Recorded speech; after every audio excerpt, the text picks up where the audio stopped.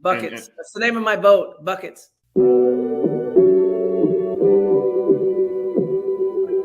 Buckets. What we get. Not the only transfer we got from Florida. Keith Stone, too. Remember that. Everybody who watches his show on a regular basis knows my love of the stretch four.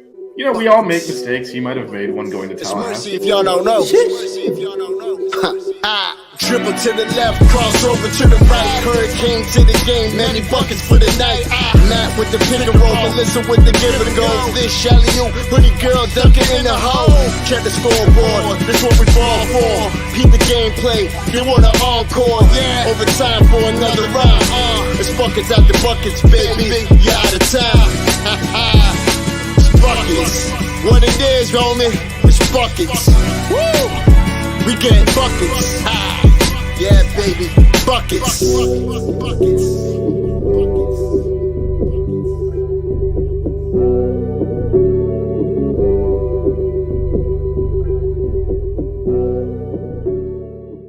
I have no shame. I know. That's the problem. You guys are awesome.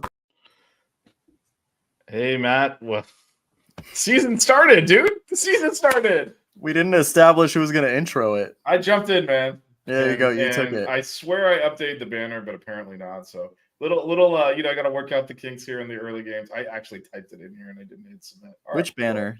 The one across the bottom. I typed. It was updated. Then why did it revert back? You That's see what weird. it was saying at the bottom. Okay, so it was updated. Yeah. No, don't doubt That's yourself. why I asked you what the score was just to confirm. It was 101.60. Yeah. Yeah, I thought I'd update that. Why did it go back? That's weird. All right. Well, anyway, got W. Absolutely. Just did it again. Am I out of banners here? What happened? Well, while Vish is finishing that up, so Canes got the dub. 101.60 was the final score, right? Nice margin of victory. I think the advanced analytics are going to like that. There it is. There we go. It's fixed. Shout out to Jackson. Shout out Jackson. I was messaging him during the game. Danbury always here. And I don't know who this Melissa person is, but who are you? Melissa. Melissa. Sounds familiar. Don't know many Melissas. I might be mixing up with another Melissa. I don't know. Yeah. Actually, we forgot to decide who did the intro, and the problem is our intro is so kick-ass, we all just start watching it and forget that the show's gonna go live, and then it's like, oh, we're all on screen. Yeah. We fumbled the bag there, but you know the Canes didn't have any problems today. But yeah, no, we screwed it up. Melissa will be on with me tomorrow. As we kind of get in the season here, we're gonna be doing shows at random times with whoever's available. So today Matt is up to bat after. Okay, so like you said, 101.60, not really much of a competitive game as we expected. But what kind of stood out to you from this performance? I guess what surprised you? Because just to recap, some of the stuff we were coming this season, you know, Wilgood worked on his mid-range game a lot. Norwich had worked on his threes. We saw some of that and it looked pretty good, but kind of what stood out to you or what surprised you?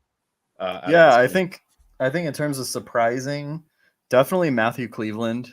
We talked about this already, Vish, in our chat and stuff. Yeah, we might have to talk about maybe not having a rolling conversation in the chat. Yeah, there's like repeats now. I think so, but I mean, I was thinking the same thing. You know, just seeing him, you know, hitting the offensive glass, doing those hustle plays, the way he dives to the basket too, off ball, just a super versatile player. I don't know if you saw, I don't remember who gave up the offensive rebound, but he literally had like a standing block, like on a center. Like it wasn't like he had a running start. He literally just jumped up and swatted the center that was right next to him. That was really impressive. I thought too, I mentioned this to you already, but his slashing ability and his ability to slash and get the defense to collapse and pass out of it. I think it created a lot of opportunities for other guys. Maybe not a direct assist, but maybe like a hockey assist to some other guys. Also created some driving lanes and whatnot and just kept the defense off balance. But I would definitely say Matthew Cleveland. And then I would say, I mean, I don't want to take any of yours, Vish, but maybe I'll go with no, go for whatever. It's just going to be a rolling conversation. I'll go with one I know you probably won't say because I know there's two other ones you brought up. I'll go with Bensley's defense. I want to say I was actually talking to Jackson about this. I think he had like 10 or 12 deflections. It's not like a stat you keep, but just deflections in passing lanes. I'm not sure how many steals he had. I do have the box score up here. I want to say it was like 2 or 3. Yeah, he had 2 steals. Just really active, applying that ball pressure. That was something that we talked about with him starting next to Nigel that they were going to really value. So I thought it was something that was big, and I think it's going to be something moving forward that, is going to really help them because, that's the one thing that we've talked about is defensively, how good is this team going to be? Yeah. And for me, AJ Casey was really impressive off the bench, especially since he, at least to me, surprisingly did not get the first call. It was Keyshawn George, which we kind of expected. And then I was surprised Nwoko got off the bench before him. But then promptly got into foul trouble. And when AJ Casey came out there, he looked locked in. He looked a lot more confident. He played a really solid game, which is what you want coming off your bench, right? You're not necessarily expecting them to come in there and light it up or do anything, but just when he's not completely different from last year when he was out there.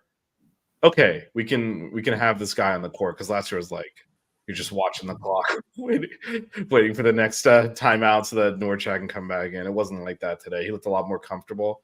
And the other thing is Nigel Pack's ball handling and playmaking was at another level than we saw it all last year. They were definitely rolling the defense to him to prevent him from shooting threes. You could tell that was their game. Yeah, Cutting him out. Didn't get a lot of looks, but he was just, attracting the double teams and dishing the ball out and set up a lot of those. 9 assists for Nigel Pack tonight. 9 assists. So big kind of adjustment to his game as he has to go into more of a playmaking role now without Zay in the backcourt with him. And at least, obviously it's competition is what it is, but I don't really remember him flashing that ability much last year in terms of, attracting the defense and kind of doing the drive and kick stuff, which he did frequently in this game. So it's kind of another part of his game. We all know he can shoot. That's not a problem. So it was seeing the diversity of his game. I think you just see you see him a lot more comfortable in this offense because he came from, an offense where he played more off ball, right? He played with Marquise Noel at Kansas State, right? So he relied more with scoring on off ball screens, like pin downs, not really creating his own shot. So, he wasn't used to having the ball in his hands at this level, right? Maybe, when he was in high school. So I think you see that comfortability and, it's something that, we're going to really need. That playmaking ability because Isaiah Wong was that guy for us last season. Also, I want to bring up Norchad. Speaking of playmaking, I know you were probably going to bring this up. Obviously the 3-point shot he made. Did he make 2 or 3 of them? He made 2 in the first half for sure. He made 2. He was 2 of 2. 2 of 2. Okay. So he made 2 of them, and then I don't know if you noticed, they started to close out on him a little bit, and that really opened up, driving lanes for him because, any big guy that's guarding him is not going to have the same foot speed as him. And also his playmaking, man. He looks really comfortable putting the ball on the floor. He would get some of those rebounds, push the ball, push the pace, or he would just throw it out there to whoever was running down the lane to on the fast break. So that was something that was really impressive to me. Just the comfortability, for him and Nigel in this game. So hopefully it translates moving forward. Right. And just to not just Norchad, but so Norchad double, 20 points, 10 boards. Matthew Cleveland had a double, 16 points, 10 boards. Nigel Pack had 8 points, 9 assists, and 5 rebounds. So we're kind of seeing, I know could he have a triple double in one of these games by the end of the year? More to come on that. But yeah, so I thought, there's a lot of those are 3 of the guys we're kind of relying a lot on. They showed up, and then, the leading scorer is actually Wooga, who, put the ball in the basketball. I thought he was pressing a little bit slow. He was pressing a little bit early. Once he got into a rhythm and a couple of shots went down, he looked a lot better. 5 and 9 from 3 for him. Like you said, Bensley had a good game shooting threes as well, 3 of 6. and Norchad made his too.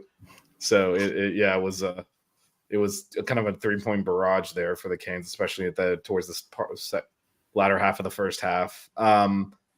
Yeah, well, so I think the big thing, my takeaway from this overall is, the only way we were gonna, keep up with last year's results and or maybe even eclipse them was like the players coming in. We knew Cleveland is supposed to be a star. I mean, it's only one game, but he's better than I thought he was, to be honest.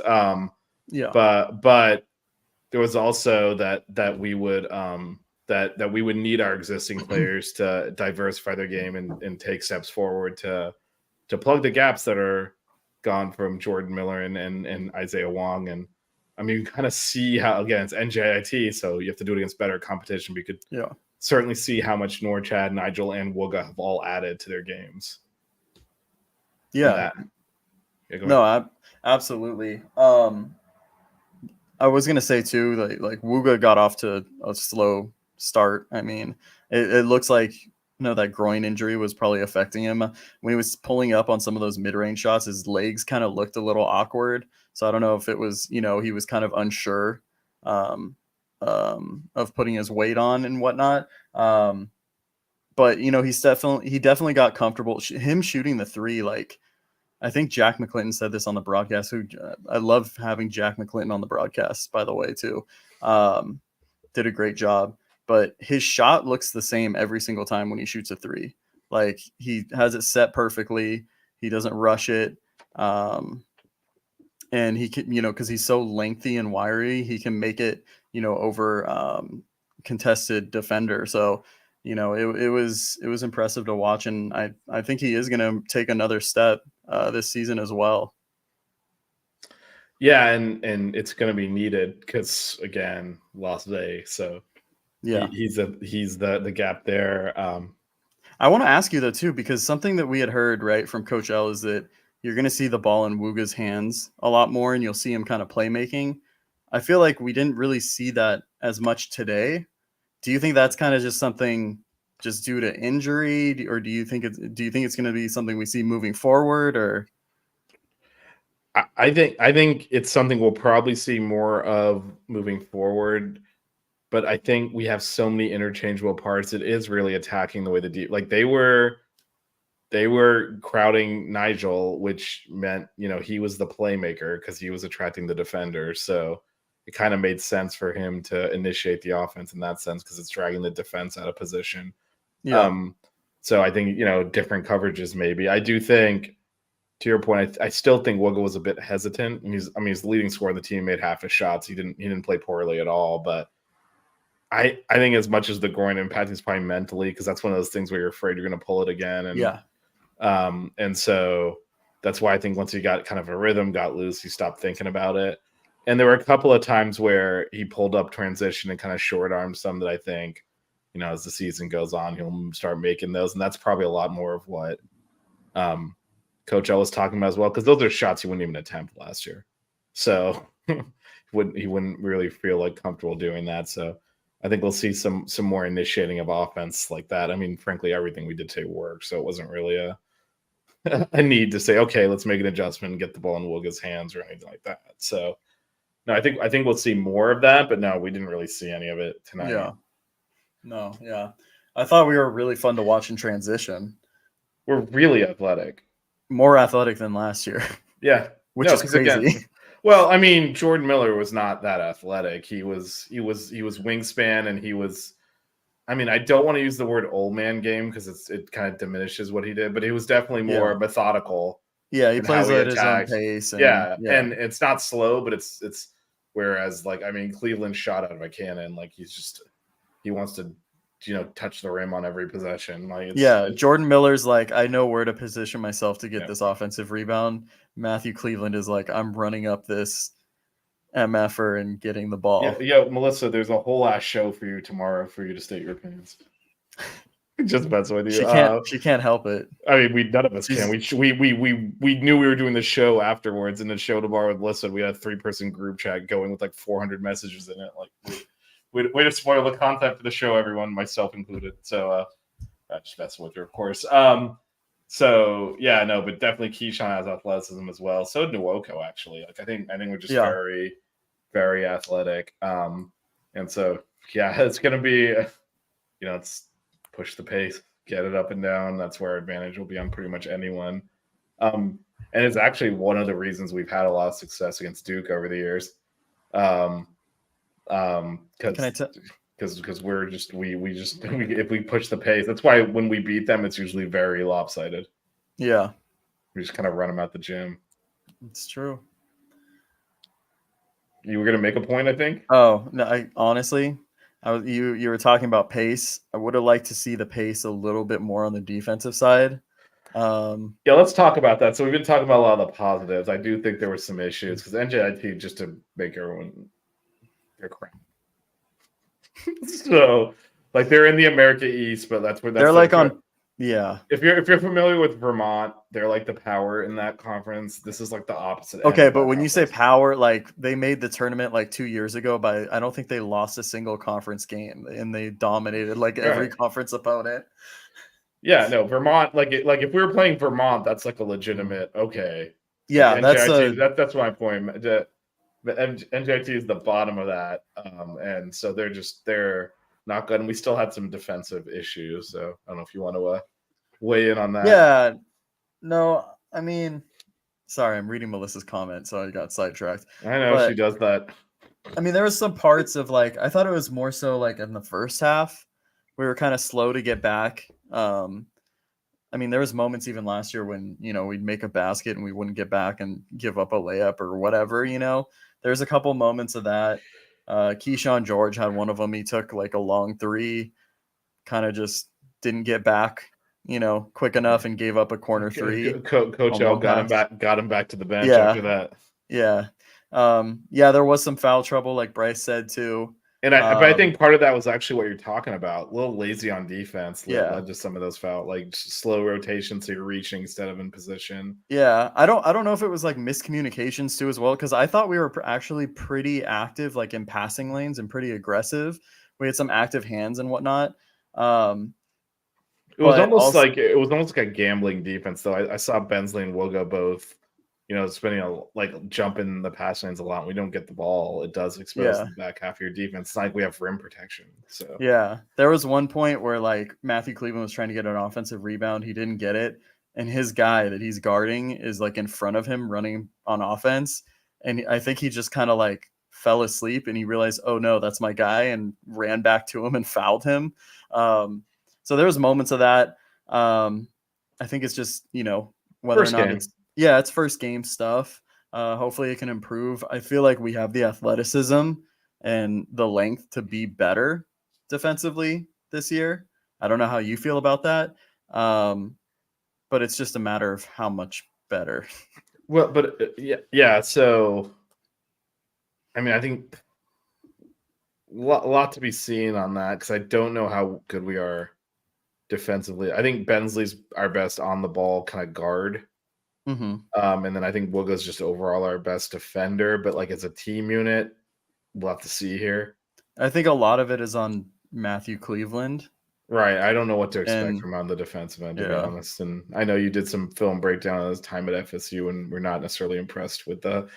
Yeah, but So, I mean, to me, though, the things that we saw like on film from FSU were things that can be coached up, right? It wasn't like, a lack of ability. It was a lack of, whether it was not understanding where to be or falling asleep. It was more so that, than anything.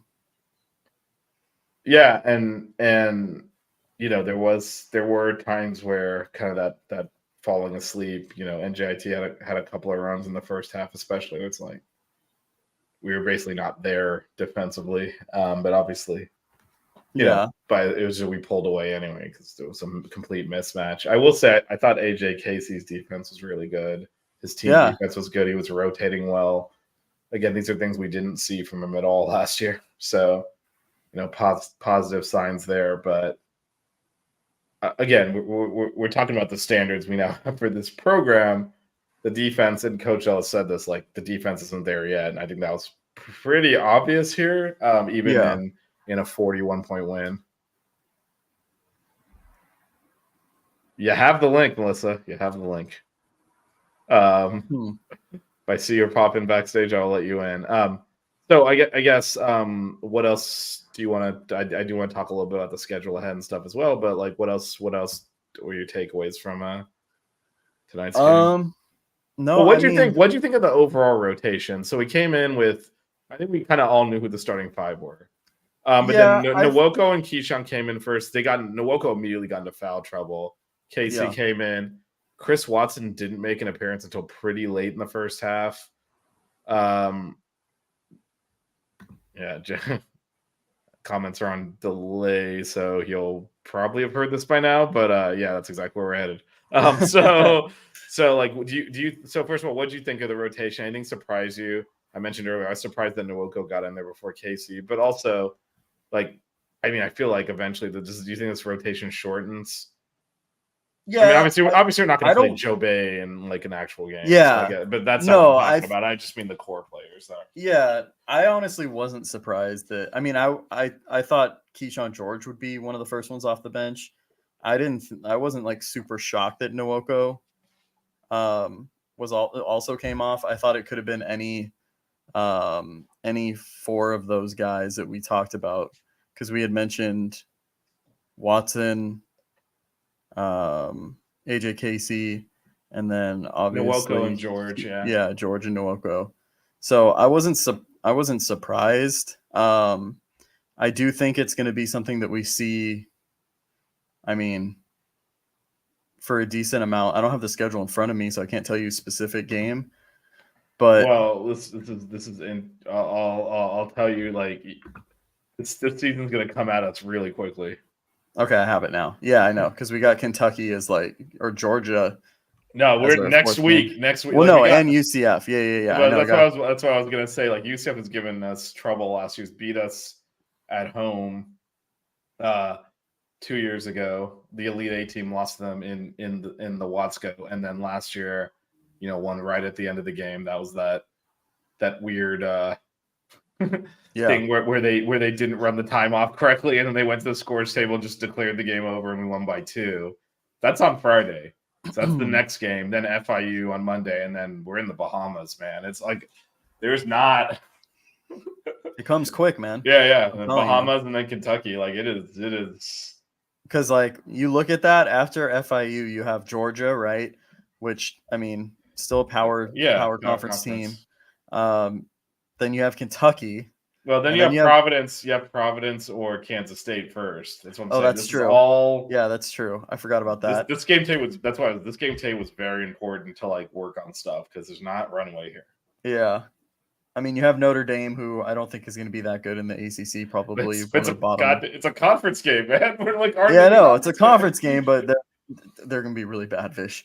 And then you have LIU, but then you have Colorado, which that's going to be a tough game.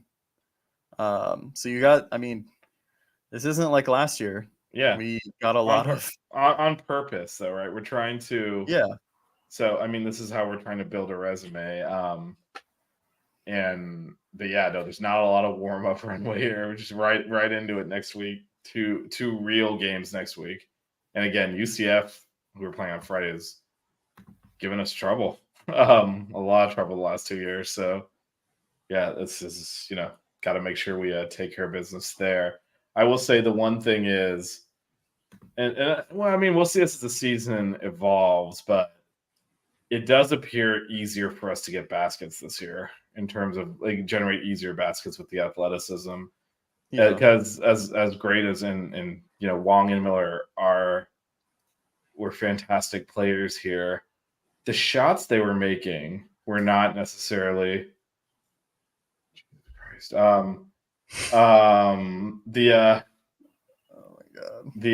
shots they were taking weren't necessarily easy. They just made them look easy, which then you're much more susceptible to scoring droughts, because sometimes the fadeaway contested jumper is not going to go in, right? And so it's not your day, because.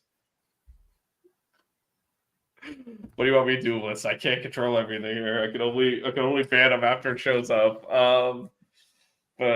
yeah, so I do think the ability to kind of have multiple ball handlers this year. Nigel's playmaking is going to help a lot. If Wooga, as has been talked about, is able to drive Cleveland's like a missile. It's just easier to hopefully get out of those scoring droughts and hopefully avoid getting into trouble in some of these games because, like you said, we'd have these droughts and get into. We're not. I mean, I don't think any of us, are expecting like we're gonna be like Virginia defensively or anything. It's more just, hopefully we're a little bit better defensively, but if we're not scoring, we get into trouble against anyone, whether it be Drake or Lafayette. Lafayette. Cornell, wasn't it Cornell last year? Yeah, well, Cornell was the 107, 105. Yeah, I think that's we won that what- game. Like that could still happen this year. I'll say that. But yeah, no, there was. Yeah, I think I'm hoping that there's just an easier ability, and Norwich has more diverse game now. That there's just a better able to generate easy looks when we're in droughts, and we don't go in these extended, just taking tough shot after tough shot and hoping they'll eventually go in. So hopefully that means games like UCF are a little bit more navigable because last year again, right down to the end there. Yeah. All right, when they start talking hemorrhoids, in the chat, it's I guess anything. So I guess what is your thoughts to kind of wrap up here a little bit again? Melissa and I will be on tomorrow. We'll talk about a lot of this, and also the Women Open on Thursday. We'll definitely talk about that as well. So in terms of what you this is good. This is good to know for if we get into trouble on Friday for sure. But what is your thoughts in terms of like as the rotation evolves? So basically, Casey ended up getting more minutes than anyone else off the bench because he was playing so well. I don't know if that was the plan coming in, but just looking around this kind of the major bench time-wise, where Keyshawn, Watson, Casey, and then Nwoko only got 9 minutes. Again, he got into foul trouble really early, so that might have impacted some of that. But I guess in terms of distribution of minutes, how do you see that kind of panning out against better competition? Against better competition? So like once we're kind of more so well, I think even Friday is better competition, right? Okay, so Friday, I think you have Keyshawn and probably AJ coming off the bench, right, to start. And so you think kind of AJ's performance night might have. Yeah, I think in the short term, I still think like he'll get the first opportunity, but I mean, I still think Nwoko's still going to play, right? He had flashes where, he showed me more tonight than Keyshawn did. I'm giving more of a nod to Keyshawn because of, everything that we've heard, they're high on him in the program and whatnot. So Nwoko's plus minus was 1. In a game we won by 41 points. So yeah, I mean, box plus minus. That's in one it's game. It's not. No, I know, but still, like, it's hard to do that in a game where you won by 41 points. But and he played. I guess he only played 10 minutes, so maybe it's not that much. But yeah, I mean, like you said, Keyshawn kind of had an ass game. To be honest. Yeah, he only took one shot, and it was a terrible shot. He took a 3 from like NBA range. Got him as 0 for 2 on the stat sheet here. I don't know what was the other one then. Maybe it was like he might have taken like it was another 3. Oh yeah, I must have not seen it. Yeah, we had 2 boards, 2 assists, and 3 turnovers. Yeah, I don't know if we see Jakai against UCF. I think it's gonna more so be like Keyshawn, Nwoko, Casey, and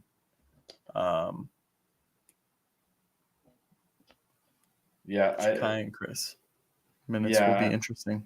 Yeah, I think Watson's ahead in the pecking order, and I don't think Jakai is going to get competitive minutes. It looks like, which is kind of what we thought already coming into the year, and I don't think there's like a close game where he comes in there. We actually talked about this on last week's preview. You can get away without playing either of them because we have guards and we can rotate, and like Keyshawn can play multiple positions, AJ Casey can play multiple positions. and then obviously you're starting Cleveland at the 4, he can clearly slide over. So you can actually have this ability to not use any of those two guys.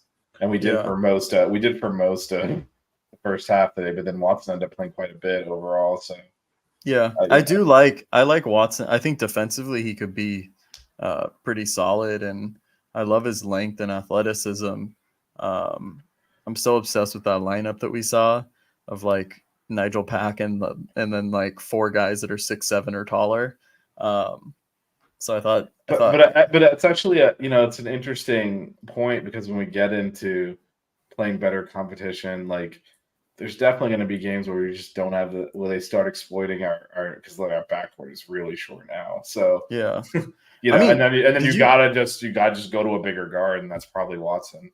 Yeah, did you see? I can't remember the exact lineup, but it was when Norchad was out, and Nwoko might have been in. I think Casey was in, Matt Cleveland was in. I don't know who else was in, but they kind of went on a run, and it was like all those bench guys, and it was like 4 dudes that were like 6'7". Oh, Chris Watson was in too, right? And they kind of went on like it was like a 12-0 run or something. I think Bensley was in as well, because I think he made like 2 threes or something. That was kind of interesting to see. Obviously, I don't think that's a lineup that we're gonna see, in some of these more competitive games. Right. But I just thought it was something interesting to see when you talk about lineup versatility and position versatility. Yeah, and Coach L's going to have the ability to shorten the rotation if he wants to. It'll be interesting to see if he does that, because we have not had a deep bench the last few years. In fact, really ever. Like our bench has been Bensley, Joseph, and yeah, but I'm trying to think. Coach L does not generally like to play a lot of guys.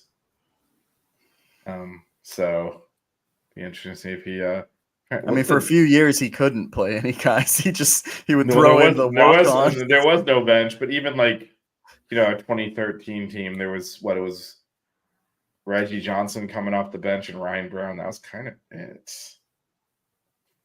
Yeah. And so, I mean, the team with obviously there was injuries and stuff, but with like Bruce Brown and stuff, they played like more of an 8-9 man rotation, right? Yeah, I think because of Bruce Brown. I think it was off the bench. It was Likes, Wardenberg also came off the bench that year. Who else was it? Lawrence? DJ Vasilovich too. Oh, Vasilovich, yeah. Yeah, so that team actually did play a pretty big rotation, but largely because I think because Bruce got hurt, so there wasn't a clear starter there, because I don't think any of those guys were taking his minutes otherwise. But yeah, that might be that's why we lost the first round. And they should have kept Quan in the game. Taking a shot at Matt that no one else understands, but anyway. No, but he generally, like the last few years, we haven't really necessarily had anyone you want to go to off the bench. But I think as the starting talent gets better, then there's more of a drop off to the bench. You tend to not want to take that hit, especially if you have versatility, which we have here, where you can slide people around and keep a majority of them on the court at all times. Yeah, no, absolutely. All right, well, it's 1-0, man. 1-0. There we go. So are we doing this? Because I know you said on Wednesday, right? You wanted to do one? Yeah, we can. Are we going to do one on Friday too then, after UCF? We certainly can. I'm down to do it. So all right, I think. Well, so you're working on Friday also. She might be at the game. Hold on, we might be able to do a little live action shot here. She might go to the game. There we go. I think she is not working. But anyway, we'll get her on the show regardless. If you're at the game, you can join from your phone or something on the way to the car or something. But we'll get you in there. So yeah, we'll do a post game on. Yeah, either way, we got you. You'll have the link. You can join from your phone browser, and tell us what the atmosphere is like. They are raising, for those that aren't aware, they're raising the banner on Friday. So we get the Final Four banner there against UCF.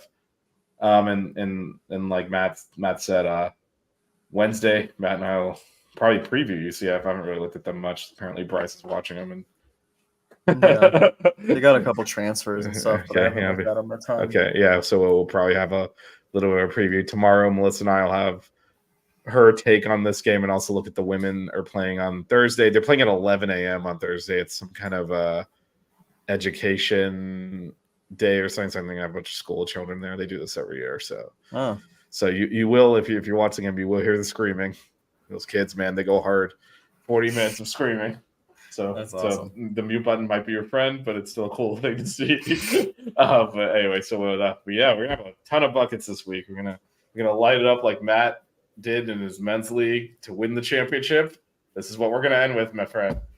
Yep, won the chip. We are in the presence of greatness here.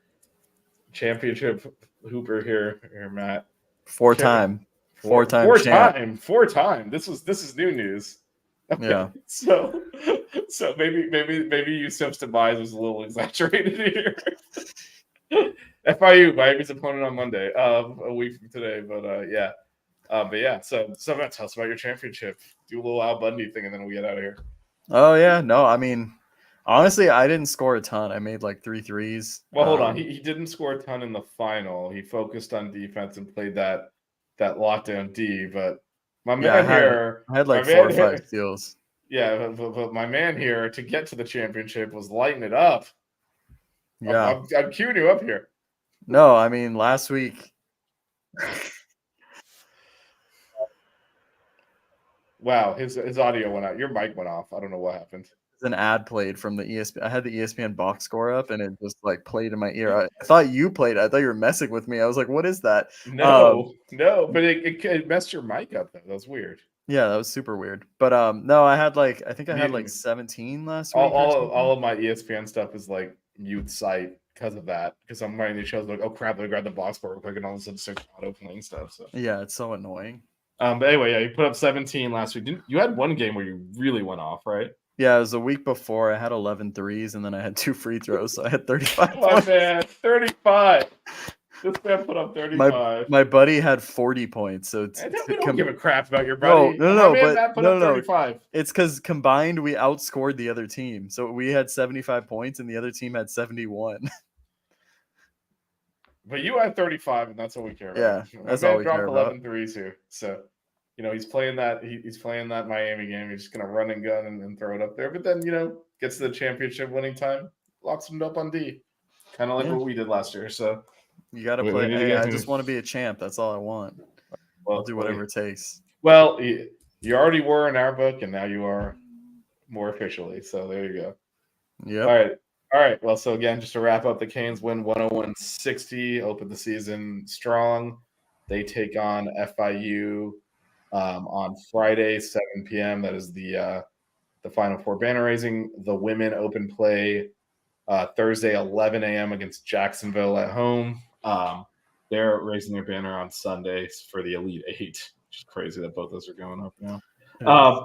We'll be back tomorrow. I'll be back tomorrow. Melissa will do a little breakdown of this game as well as talk about the women. Matt and I will be back Wednesday, talk UCF, and there will be post game after UCF on Friday, so definitely let's do it. Get your hoops fix right here, and we'll see you tomorrow. Do you want to steal Melissa's line and really make her angry? What? Or do you want me to do it? You steal it. All right. I'm gonna get mad. Cue the socks outro. Don't cry. Keep it chill. Wear good socks.